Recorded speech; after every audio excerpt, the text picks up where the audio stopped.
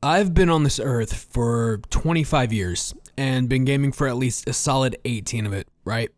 And never in my wildest dreams did I ever expect the gaming industry to be as flat, as dry, as utterly disastrous as it has been recently, let alone in the past handful of years. Inspired by videos from the homies Big Fry, Abel Green, and Crash Games, I decided to put my hat in the ring and speak on the current scene because I'm at my wit's end with this. Today, we're diving into the AAA scene and talking about why it's in such a terrible state. And if you enjoy what you see today, be sure to sub to the channel. Okay, let's continue. To start off, we gotta talk about the biggest L in the room, Redfall. Redfall is a first-person shooter developed by Arkane Austin and published by Bethesda. The town of Redfall is under siege by a legion of vampires who have cut off the island from the outside world. Trapped with a handful of survivors, slay alone or squad up in open-world FPS action. It's also properly labeled as 2023's worst game to date.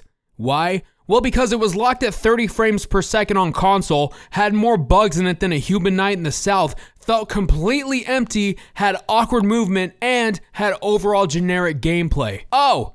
And it was $70 on launch. And unfortunately, this has become the norm for games. What also has become the norm are companies trying to apologize and act as if they're the victim of something so catastrophic. For example, Phil Spencer was just recently in an interview and they asked about Redfall, and his response is just mind-boggling. His response to Redfall is the following: I'm disappointed. I'm upset with myself.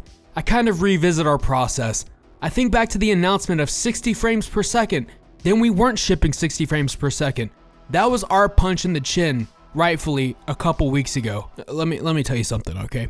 If you knew you weren't shipping 60 FPS, then why the fuck bother shipping it at all? You already delayed the game once. You should have delayed it again. Yeah, people would have been mad, but look at the fire you're under now. Waiting is the only option you could have gone with that would have made the game worth playing in the end. I know a select few are gonna say, well, Blackout, it's on Game Pass, why are you upset?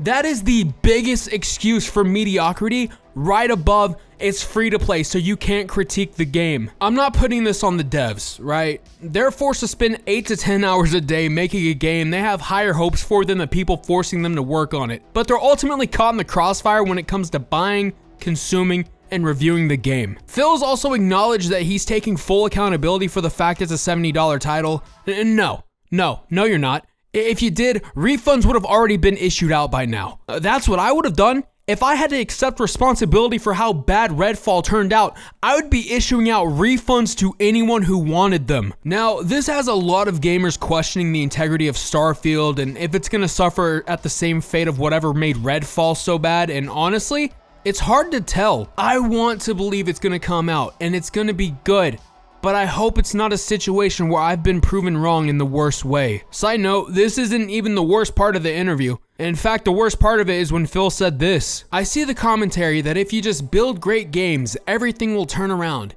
It's just not true that if we go off and build great games, all of a sudden you're gonna see console share shift in some dramatic way. Make of that what you will, folks. Now, I know that it's gonna take more than just one great game to bring people back to a console, and I know that building great games takes time and it's gonna turn into a huge dispute between developers and publishers, but if that's what it's gonna take to deliver on building great games, then something has to give. Back on point, why do companies like Bethesda, Activision, CD Projekt, and other billion or trillion dollar studios pump out shit products that they patch on the back end?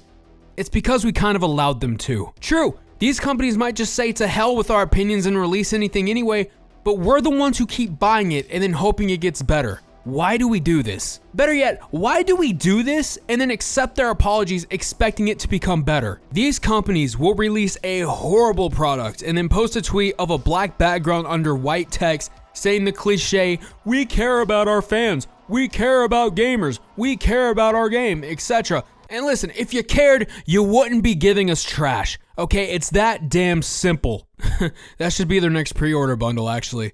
Yeah, pre-order the next AAA game and receive a personal apology in the mail 1 week after it comes out. However, as easy as it is to shit on the AAA scene and point out its flaws, there are games that have come out fairly recent that break the norm of mediocrity. I've heard nothing but amazing reviews on the Dead Space remake, the Resident Evil 4 remake, the newest Star Wars game, and so much more. And when you get games like that, they feel like a breath of fresh air. One AAA game that I can personally speak on is Dead Island 2. I covered it on the channel, and even though I didn't see a lot of potential in the title based on the development cycle and the features the game was going to implement, I'm so glad that that game proved me wrong, because the story is a solid 9 out of 10 for me. The gameplay is fun and addicting, and I think it's worth the $60 price tag. Also, in that same interview I referenced earlier, Phil said briefly that he allows creative freedom, and that's something we need more of in the scene. The AAA scene is a lot of copy and paste with the same styles of gameplay, so allowing a studio creative freedom